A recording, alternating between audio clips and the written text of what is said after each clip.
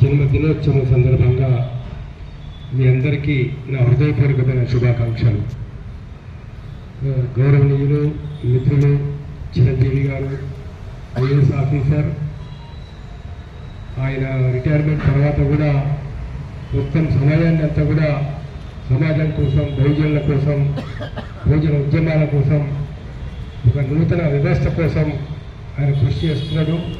వారందరికీ కూడా అభినందనలు.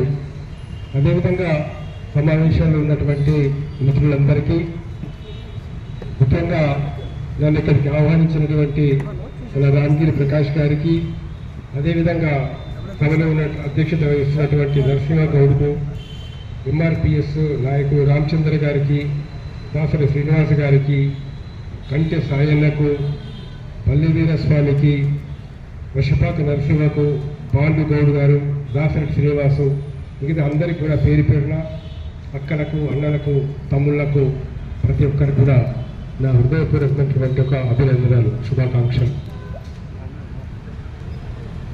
సమాజంలో ఇందాక కంటి సాయన్న గారు మిగతా వాళ్ళు చెప్పినట్లు ఒక నూతన వ్యవస్థ రావాలి అని అంటే